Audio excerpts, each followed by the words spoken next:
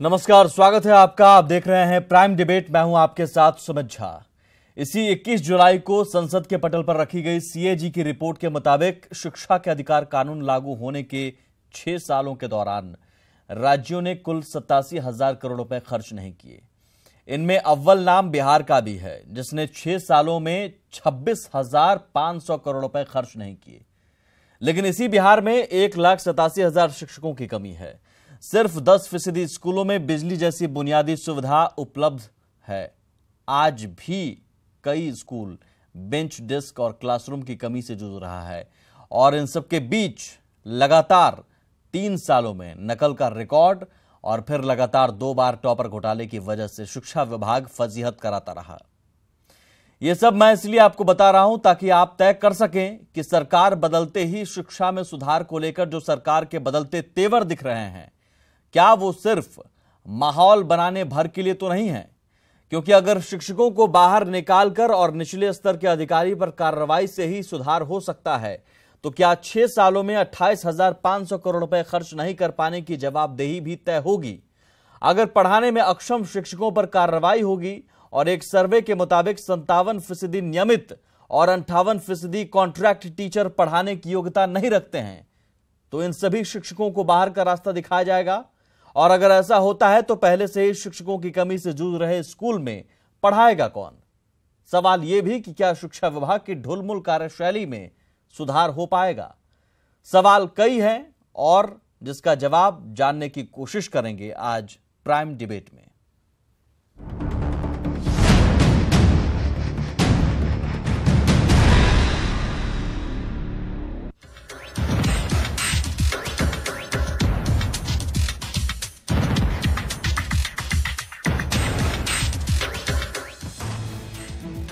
ये 3 तस्वीरें लगातार 3 सालों तक बिहार में सुशासन की किरकिरी कराती रही। हर किरकिरी के बाद तस्वीरें बेहतर बनाने का दावा किया जाता रहा, लेकिन अगले साल फिर किरकिरी हो जाती। किरकिरी का ये रिकॉर्ड चौथे साल भी ना बने, इसके लिए कवायद एक बार फिर शुरू हो गई है। 3 बार पात्रता परीक्षा में फेल होने वाले नियोजित शिक्षकों को हटाया जाएगा। साथ ही 50 साल से अधिक उम्र वाले नॉन परफॉर्मेंस शिक्षकों और अधिकारियों की छुट्टी होगी। ऐसे शिक्षक जो अपने कार्यों को करने में सक्षम नहीं हैं, उन्हें अनिवार्य रूप से वीआरएस दिया जाएगा। इसे लेकर शिक्षा सचिव की अध्यक्षता में एक कमेटी भी बनाई गई है। खराब रिजल्ट वाले स्कूलों की पहचान की गई है। इन स्कूलों और संबंधित जिला शिक्षा पदाधिकारी पर भी कार्रवाई की जाएगी। मुख्यमंत्री नीतीश कुमार की अध्यक्षता में शिक्षा विभाग की हुई समीक्षा बैठक के बाद मुख्य सचिव अंजनी कुमार सिंह ने इसकी जानकारी दी। इंटरमीडिएट और मैट्रिकुलेशन के रिजल्ट काफी संतोषजनक नहीं थे, तो हम लोग वैसे स्कूल को आइडेंटिफाई कर रहे हैं जहाँ का रिजल्ट बहुत खराब हुआ है। और वहाँ के जहाँ रिजल्ट बहुत खराब हुआ है, वहाँ के शिक्षक को, उस जिले के शिक्षा विभाग के पदाधिकारियों के विरुद्ध कार्रवाई करेंगे। एक प्रावधान भी है सरकार में कि 50 वर्ष से ज्यादा आयु अगर हो जाती है और पढ़ाई उनका काम संतोषजनक नहीं रहता है, तो उनको कंपल्सरी रिटायर कराया जा सकता है। हम लोग उस पद्धति का भी उपयोग करेंगे और जो बेकार है, जो पढ़ा नहीं रहे हैं या उनका स्वास्थ्य बहुत खराब हो गया है, तो ऐसा प्रावधान हमारे नियम में है। उस नियम का उपयोग करके नॉन परफॉर्मर जो 50 साल से ज्यादा उम्र के शिक्षक हो या शिक्षा के पदाधिकारी हो, उनको हटाया जाएगा। दरअसल लगातार फजीहत झेल रही सरकार सख्ती के जरिए लापरवाह शिक्षकों और अधिकारियों को कड़ा संदेश देना चाहती है, तो ताकि एक मैसेज जाए कि अगर विद्यालय है और शिक्षक की व्यवस्था है या सरकार का इन्वेस्टमेंट हो रहा है, तो इससे आउटपुट 0 क्यों होगा। इस आधार पर फिर हम लोग मूल्यांकन करें, कुछ लोगों को कंपल्सरी रिटायर करेंगे। जाहिर है लगातार हो रही किरकिरी के लिए सरकार कड़ी कार्रवाई के जरिए कवायद तो कर रही है, लेकिन सवाल है कि क्या कार्रवाई से हालात सुधर जाएंगे। सवाल का जवाब जानने से पहले मौजूदा हालात पर नजर डालिए। बिहार में कुल 1,87,000 शिक्षकों की कमी है। 57% नियमित और 58% कॉन्ट्रैक्ट टीचर पढ़ाने की योग्यता नहीं रखते हैं। बिजली जैसी बुनियादी सुविधा मात्र 10% स्कूलों में उपलब्ध है। वहीं उच्च शिक्षा की बात करें तो देश भर में बिहार में सबसे कम कॉलेज हैं। 1 लाख छात्रों पर सिर्फ 6 कॉलेज हैं। वहीं पैसे खर्च करने के मामले में विभाग 6 सालों से फिसड्डी रहा है। सीएजी की रिपोर्ट के मुताबिक 2010-11 से 2015-16 के बीच राइट टू एजुकेशन के तहत मिले 26,500 करोड़ से ज्यादा पैसे बिहार में खर्च नहीं हो पाए। जाहिर है किरकिरी से बचाने के लिए कार्रवाई का तरीका महज माहौल बनाने के लिए हो सकता है। जरूरत है विषयवार शिक्षकों की बहाली करने और स्कूलों में बुनियादी सुविधाओं को सुधारने की, और इसके लिए पहले विभाग की ढुलमुल कार्यशैली को सुधारना होगा। Bureau report, ETV news, Patna. और हमारे साथ पैनलिस्ट में जो मेहमान मौजूद हैं, सबसे पहले आपका उनसे परिचय करवा दें। डॉक्टर सुनील सिंह मौजूद हैं जेडीयू की ओर से, अनिता कुमारी कांग्रेस की ओर से, रामानुज प्रसाद आरजेडी की ओर से और केदार सिंह बिहार माध्यमिक शिक्षक संघ के अध्यक्ष हैं। सभी मेहमानों का स्वागत है। केदार जी, सबसे पहले मैं आपके पास आना चाहूंगा, क्यों विरोध इस फैसले का? अगर शिक्षा व्यवस्था में सुधार की कोशिश की जा रही है तो इस कोशिश का तो समर्थन आपको करना चाहिए। इस बात के संकेत पहले ही मिल चुके थे पुरानी ही सरकार में, जब सरकार ने इंटर के रिजल्ट के बाद शॉर्ट टर्म, मिड टर्म और लॉन्ग टर्म की योजनाएं बनाई थी, और हम लोगों ने सरकार को 18 सूत्री योजनाएं समर्पित की थी और ये कहा था कि अगर आप गुणात्मक विकास चाहते हैं तो वो किस प्रकार से हो सकता है। लेकिन आपने जो बिहार की तस्वीर पेश की है अभी, वो तस्वीर ही ये बात साफ करने के लिए काफ़ी है कि बिहार में पढ़ाने का कोई माहौल है क्या। दूसरी बात कि मुझे ऐसा लगता है कि ये निजीकरण में तो शिक्षा जा ही चुकी है, तेजी से बाजारीकरण की ओर कदम बढ़ाने का ये एक तौर तरीका है। और क्या सरकार अपने उन अधिकारियों को भी दंडित करना चाहेगी जिनकी कृपा से 2.5 वर्षों में भी जिन शिक्षकों को उसने 10 वर्ष पहले बहाल किया, जिसे नियोजित शिक्षक कहते हैं, उनकी सेवा शर्तें आज तक लागू नहीं हो सकी। 5300 विद्यालय हैं माध्यमिक, जिनमें की करीब 4000 में प्रधानाध्यापक आज तक नहीं है। विषय शिक्षकों का घनघोर अभाव है। आप तो 1.5 लाख ही शिक्षकों की कमी बता रहे हैं। मैं तो कहता हूं कि कॉमन स्कूल सिस्टम रिपोर्ट के अनुसार 2017 तक 17.5 लाख शिक्षकों की आवश्यकता बिहार में है। डॉक्टर सुनील सिंह, जवाब दीजिए। अनुदान नहीं दे पाती है सरकार, अभी समय पर वेतन नहीं दे पाती है सरकार, तो सिर्फ शिक्षकों को दंडित कर देने मात्र से शिक्षा में सुधार का जो सरकार का दावा है, वो दावा बिल्कुल नकारात्मक चिंतन का परिणाम है। और उससे मैं चाहूंगा जिन बिंदुओं को उठाया गया है उन्हीं बिंदुओं पर आप जवाब दें। शैक्षणिक कार्यों से उसे शिक्षकों को मुक्त करके एक माहौल तैयार करनी होगी। पहले सुमित जी आपकी बात का जवाब दे दें। जितना आपने नकारात्मक पिक्चर दिया है यहाँ के शिक्षा व्यवस्था की, वैसी नहीं है। देखिए, भवन सारे स्कूलों में, अगर आप गांव में चले जाएं तो अगर वहाँ का सबसे अच्छा कोई भवन होगा तो वहाँ का स्कूल होगा। वहाँ के आप देखेंगे लड़कियाँ, बालिकाएं साइकिल से आकर के आती होंगी, और वहाँ शिक्षक भी हैं, पढ़ाई भी होता है। हर लड़की के स्कूलों में वहाँ शौचालय है, बिजली तो है ही है। खैर, आपने आदर्श हो कि न हो, ये अलग बात है। और जहाँ नकारात्मक और सकारात्मक देखने के लिए आप स्वतंत्र हैं, लेकिन मैं जो सच हूं वो मैंने रखा है। आप इसको आप नकार कर बताइए कि क्या ये गलत है। 10% स्कूलों में बिजली जैसी बुनियादी सुविधा उपलब्ध है। पहली बात, प्रथम फाउंडेशन आप जानते हैं। आप तथ्यों को नकार दें, ऐसे नहीं चलेगा। मैं पूरी सत्यता के साथ इन तथ्यों को सामने लाता हूं। मैं यूं ही किसी तथ्य को यहां पर नहीं रखता हूं, मुझे भी अपनी जिम्मेदारी का एहसास है। असर रिपोर्ट आप भी जानते हैं कितनी गंभीर रिपोर्ट होती है, जिस पर सरकार संसद तक चर्चा करती है, संसद में भी चर्चा होती है। उस रिपोर्ट के मुताबिक ये 57% और 58% नियमित और कॉन्ट्रैक्ट टीचर पढ़ाने की योग्यता नहीं रखते हैं। उस रिपोर्ट के मुताबिक तीसरी कक्षा के छात्र और छात्रा शब्द नहीं पढ़ पाते हैं। उस रिपोर्ट के मुताबिक 1,87,000 शिक्षकों की कमी है, जो कि एक आंकड़ा भर है। सीएजी की रिपोर्ट जुलाई में पेश हुई है। इसी जुलाई को संसद के पटल पर 26,500 करोड़ रुपए राइट टू एजुकेशन के तहत 6 सालों में बिहार में खर्च नहीं हो पाए। अब इन तथ्यों का जवाब दिए। नकारात्मक आप देखिए, सकारात्मक आप देखिए। मैं सुमित जी, आप जो आंकड़ा कह रहे हैं, सारे आंकड़ा की सुलभ जानकारी हमें नहीं है, मगर सामान्य ज्ञान से इतना कह सकता हूं कि आपका जो ये आंकड़ा है कि 10% स्कूलों में ही बिजली है, ये सामान्य ज्ञान से उचित प्रतीत नहीं होता है। क्योंकि आप अगर गांव में हम जाते हैं तो गांव की सबसे अच्छी बिल्डिंग वहां के स्कूल की बिल्डिंग होती है, और वहां के स्कूल की बिल्डिंग में बिजली होती है। और आजकल कोई ऐसा गांव नहीं है जहां 20 घंटे बिजली नहीं होती है। खैर, अब आ जाए उसको कि अभी जो आप जिस बात पर चर्चा कर रहे हैं, देखिए सरकार ने यह ठान लिया है कि जो आपने कहा कि यहाँ की शिक्षा व्यवस्था को आमूलचूल परिवर्तन करने के लिए शिक्षकों के बीच परफॉर्म और पेरिश, इस प्रिंसिपल से काम होगा। और क्योंकि देखिए शिक्षक जो भी, अगर आपके स्कूल का रिजल्ट खराब होता है तो ये शिक्षकों की कमी का आप बात करके उससे बच नहीं सकते हैं। जितने शिक्षक हैं उनकी भी जिम्मेदारी तय होगी, और अगर वो परफॉर्मेंस ठीक नहीं होगा तो दंडात्मक कार्रवाई होगी।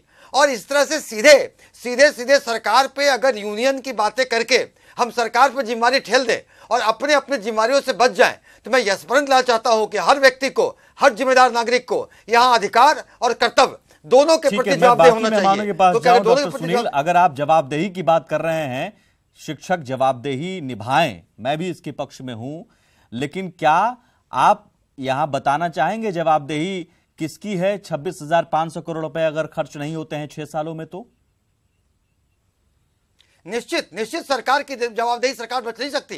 ये तो सरकार पर कार्रवाई होगी, लेकिन नहीं, सरकार निश्चित ये इस बात से बच नहीं सकती पर जवाबदेही से। उचित कारणों में मुझे पूरा पता नहीं है कि किस कारण से, सुलभ जानकारी के लिए, मगर इतना कह सकता हूं कि शिक्षकों को कितना भी कर ले यूनबाजी, परफॉर्म और पेरिस के सिद्धांत चलेगी। अगर कोई शिक्षक अपने दायित्व में अपना कर्तव्य नहीं करेंगे तो उन शिक्षकों को जवाब देना होगा। नहीं, ठीक है, ये इससे कहा जा रहा है। लेकिन केदार पांडे साहब कह रहे हैं कि आप क्या शिक्षा विभाग में उन अधिकारियों पर भी कार्रवाई करेंगे जो ढुलमुल रवैया अपनाते हैं सिस्टम को सुधारने के लिए, सेवा शर्त जैसी छोटी चीजों को ठीक करने के लिए? वेतन आप समय पर देते नहीं हैं, आप अनुदान समय पर देते नहीं हैं, आप बुनियादी सुविधाएं मुहैया कराते नहीं हैं, शिक्षकों की कमी है और ऊपर से शिक्षकों को किसी और ड्यूटी में लगा देते हैं। क्या इन चीजों पर गौर करने की जरूरत नहीं है? इन सब चीजों अपनी जगह है, मगर जब आप हैं तो आप कार्य करें। ठीक है, अनिता कुमारी जी, कार्य से बचना और परफॉर्म नहीं करना। जी, आप भी पढ़ाती हैं और जाहिर है आपका इस नजरिए से मैं राय लेना चाहूंगा कि क्या ये गुरुजी पर कार्रवाई कर देने भर से पूरी व्यवस्था सुधर जाएगी, बदल जाएगी? जी बिल्कुल नहीं, क्योंकि गुरुजी जब हटेंगे तो गुरुजी ही आएंगे, दूसरे तो आएंगे नहीं। और 50 साल और 60 साल की बात होती है तो उस समय तो परिपक्व होते हैं टीचर, और टीचर को हटा देने से क्या हमारी व्यवस्था सुधर जाएगी? और गांव के अभी हमारे डॉक्टर साहब ने कहा कि गांव में बिल्डिंग, क्या बिल्डिंग से पढ़ाई होती है? नहीं, आपको टीचर को हर सुविधा प्रदान करनी होगी।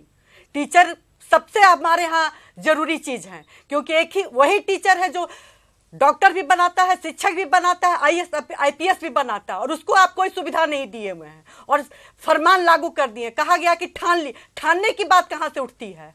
ठानना इसमें क्या है? आप सुधारने की व्यवस्था कीजिए कि शिक्षा जगत में सुधार हो, न कि उसको निकाल दिया जाए। ये आपने जिस समय आप ही ने बहाल किया था उन टीचरों को, उस समय क्या आपने फरमान जारी किया था? कहा तो जा रहा है 3 बार पात्रता परीक्षा दें, 3 बार के बाद फेल होने पर कहा जा रहा है निकाला जाएगा। सुमित जी, आप दूसरे कामों में भी तो उन्हें लगा दे रहे हैं।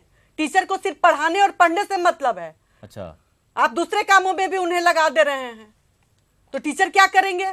अच्छा अनीता जी, पढ़ने का समय मिलना चाहिए, उनको समय पर आप पैसा नहीं देते हैं। ठीक है अनीता जी, अब देखिए मैं कुछ सवाल करता हूं, एक छोटा सा सवाल। ये स्थिति क्या 26 जुलाई के बाद हुई है या 26 जुलाई से पहले भी थी? 26 जुलाई से पहले की थी या 26 जुलाई के बाद की थी, ये बात नहीं है। बात शिक्षा जगत में सुधार की है। और हमारे पूर्व शिक्षा मंत्री अशोक चौधरी सुमित जी, इसीलिए मैं कह रही हूँ ना, मंत्री थे, तो इन 2 सालों में भी उन पर ठिकरा फोड़ा जाए और मौजूदा सरकार पर भी फोड़ा जाए? नहीं, क्यों ठिकरा फोड़ा जाए? हमारे शिक्षा मंत्री जी ने जो सुधार किया बिहार में, वो शायद किसी शिक्षा मंत्री के लिए संभव नहीं है।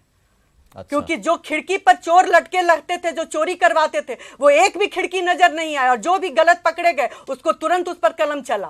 तो हमारे शिक्षा मंत्री तो बहुत सुधार कर दिए, जो कोई नहीं कर सकता। लबोलुबाब तो यही है कि लगातार 3 साल रिकॉर्ड तोड़ बेमिसाल होता रहा फजीहत कराने में। रामानुज प्रसाद, मेरे ख्याल से नहीं, वो फजीहत हमारे शिक्षा मंत्री नहीं करवाए ना, वो फजीहत जब बच्चे परीक्षा देते हैं तो कॉपी जांच होती है। नहीं अनीता जी देखिए, सरकार की मैं बात कर रहा हूँ यहाँ पर, सरकार की बात। 26 जुलाई के बाद सरकार बदल गई तो जाहिर है आप निशाना साध रही हैं, इससे पहले आप बचाव नहीं करती तो 26 जुलाई के पास सीएम तो वही है सुमित जी। हाँ एग्जैक्टली, सुमित जी सीएम तो वही है, वही मैं कह रहा हूँ। 26 जुलाई से पहले यही सीएम आपको तो क्या उस समय उनको नहीं दिखा नजर आ था? रहे सीएम थे। तो आपको पहले नहीं दिखा था।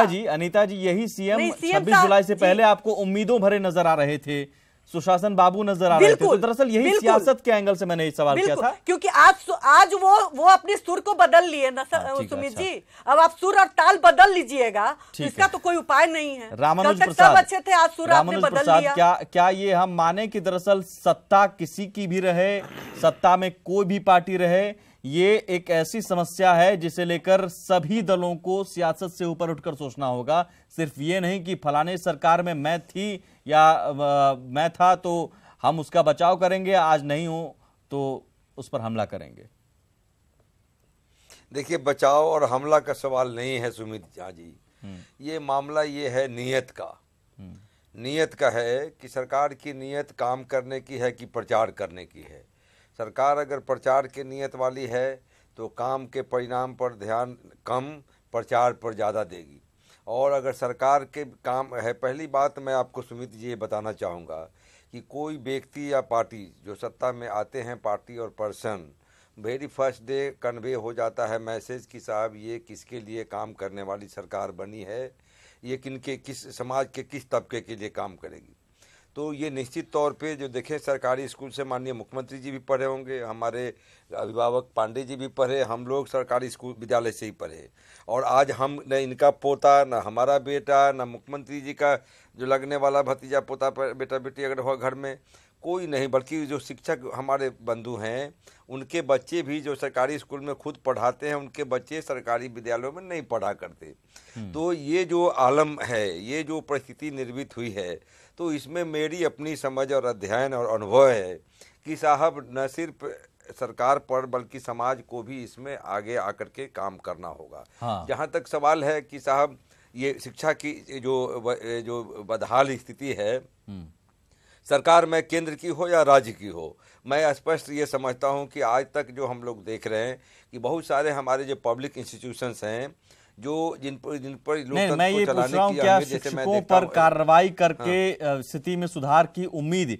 देखिए, सुधार तो नहीं होता है किसी भी कदम से, लेकिन सुधार की पहल हो जाती है, कदम हम बढ़ा लेते हैं। आपको लगता है एक मैसेज जाएगा? नहीं, मैं ये नहीं मैं समझता हूँ कि सरकार बदली है तो सरकार अपनी लीगेसी प्रूव करने में ये सब कर रही है। अंदर सरकार पर्सन वही हैं, लाल केसर ही पालने वाले, आगे क्या करेंगे ये कोई छुपी हुई बात नहीं है। आप ये मानते हैं कि 20 महीने में सरकार कुछ नहीं कर पाई? नहीं, मुझे कहने दीजिए ना, मुझे let me finish my argument mister. मैं ये कहना चाहता हूँ कि प्रचार में जो जरूर माहिर हैं, आपने देखा, भारत के लोग देखा, दुनिया के लोग देख रहे हैं कि यहाँ प्रचार वीर तो हैं, कैसे अपने हिसाब से तथ्य को गढ़ लेते हैं, ये है। लेकिन मैं ये जानना चाहता हूँ कि क्या ये सरकार ये करे कि CRS करेंगे, कंपल्सरी रिटायरमेंट स्कीम हम ड्राइव करेंगे। हाँ। लेकिन सरकार ये भी आज घोषणा करे कि किन्हीं भी परिस्थितियों में इलेक्शन का कमीशन का काम हो या नहीं हो, जनगणना हो या नहीं हो, बाढ़ सुखाड़ में राहत की राशि बांटी जाए या नहीं जाए, हाँ। लेकिन हम शिक्षकों को गैर शैक्षणिक कार्य में नहीं लगाएंगे। मैं इसी पॉइंट पर डॉक्टर सुनील, इसी पॉइंट पर घोषणा करे, ठीक है। क्या ये डॉक्टर सुनील, क्या ये पहल आप करेंगे? क्योंकि शिक्षकों को आप गैर जरूरी काम में लगाते रहिएगा और उनसे उम्मीद कीजिएगा क्वालिटी का। गैर शैक्षणिक कार्यों नहीं, गैर जरूरी नहीं, गैर शैक्षणिक कार्यों में शिक्षकों का काम है पढ़ाना, शिक्षक पढ़ाएं, इससे खुशी की कोई बात नहीं, मगर ये गैर शैक्षणिक कार्यों में लगाने संबंधी अगर इसको बहाने के रूप में लेते हैं तो उचित नहीं है। बहाने के रूप में क्या? शिक्षा की हालत, आप मुझे इतना बताइए कि क्या ये गैर शैक्षणिक कार्यों में आप नहीं लगाइएगा अगर आप इतनी सख्ती बरतते हैं तो? देखिए गैर शैक्षणिक कार्यों में क्या बराबर लगते हैं वो, जब वो खाली रहता पढ़ाते हैं? गैर शैक्षणिक कार्यों में लगने की काम कभी कभी होती है, कभी कभी होती है, ये विरले होते हैं गैर शैक्षणिक कार्यों में, उसकी बहाना लेकर के। ये बहाना है केदार पांडे जी, बहाना है, बहाना बिल्कुल। ये जो डॉक्टर साहब कह रहे हैं मैं उससे सहमत नहीं हूँ। पढ़ाई का माहौल बनाया जाता है, गैर शैक्षणिक कार्यों में बिहार के और उत्तर प्रदेश के शिक्षक 365 दिनों में 165 दिन लगा दिए जाते हैं। माहौल बिगड़ जाता है जब तक वो फिर विद्यालय में लौट के आते हैं, तब तक बच्चे भी भागने लगते हैं, कोचिंग में चले जाते हैं। दिन में सारी कोचिंग संस्थाएं चलती हैं, उन पर सरकार का कोई नियंत्रण नहीं है। और छात्रों के अनुपात में शिक्षक विषयवार हैं ही नहीं। हाँ, ये तो खुद सरकार मान रही है। तो आज अंजनी कुमार सिंह भी मानते नजर आए कि विषयवार शिक्षक नहीं है और मिल नहीं रहे हैं। ये सारी बातें और इसलिए ई लर्निंग की व्यवस्था वो लाना चाह रहे हैं। शिक्षक भी अपने कर्तव्य को सोचेंगे, ऐसा थोड़े ही है कि सारे शिक्षक नहीं अपने नहीं, लेकिन शिक्षकों की भी तो कुछ जवाबदेही होगी। अधिकार नहीं चाहते, ऐसा तो सरकार नहीं कह रहे कि आपको निकाल ही बाहर करेंगे। केदार पांडे जी, जल्दी से आपको निकाल बाहर ही करेंगे। हम लोग भी माहौल बनाने में लगेंगे। हाँ, हम लोग भी माहौल बनाने में लगेंगे। एक सामूहिकता होनी चाहिए ना, है ना। मैं अनिता जी लास्ट कमेंट आपसे चाहूंगा। ये तमाम राजनीतिक दलों का, सुमित जी, सरकार का सबका दायित्व है कि सब सुमित जी, जल्दी से रामन, मैं कहना चाहता हूँ कि सरकार अपनी नीयत पहले साफ करे। इसी सरकार ने, सब लोग मिल करके शिक्षा इसी सरकार ने मुखिया सरपंच से शिक्षक बहाल करा दिया। कोई दुनिया की सरकार नहीं करा होगा सस्ती लोकप्रियता के तहत। सामूहिक जिम्मेवारी है सबकी। आज उनको कह रहे हैं कि खराब हैं।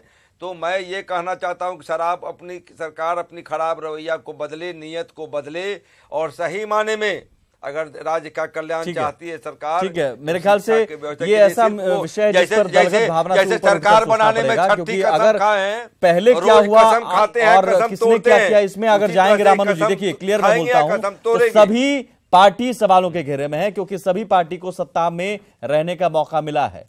और 27 साल हो गए, 15 साल लालू जी, अभी 11 साल से नीतीश कुमार, 12 साल से 27वां साल है। 27वां साल में अगर आज हम यही बहस कर रहे हैं, यही हम बहस कर रहे हैं कि ये क्वालिटी कैसे सुधरेगा, तो लानत है तमाम सियासी पार्टियों पर। वही शिक्षक एक दूसरे की जवाबदेही तय करने के बजाय अपनी जवाबदेही सुनिश्चित कर लिया जाए। बीपीएससी से बहाल कराए थे, ठीक है, ठोक बजा के बहाल हुआ था।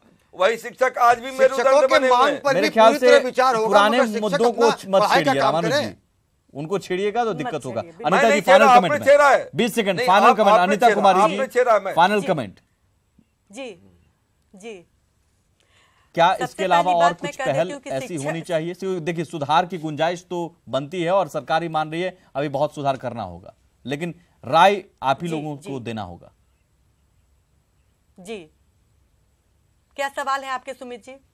क्या इसके अलावा और कुछ पहल होनी चाहिए ठोस, या सिर्फ शिक्षकों पर कार्रवाई कर देने भर से हम मान लें कि व्यवस्था सुधर जाएगी? जवाबदेही तो शिक्षकों की भी बिल्कुल नहीं, शिक्षक होती है, पूरी जवाबदेही शिक्षकों की होती है, क्योंकि शिक्षक जो अगर सही बोले या गलत बोले, बच्चे उसको सत्य मानते हैं। तो शिक्षकों की जवाबदेही तभी जब शिक्षक का भी पूरा सहयोग उनको भी मिले।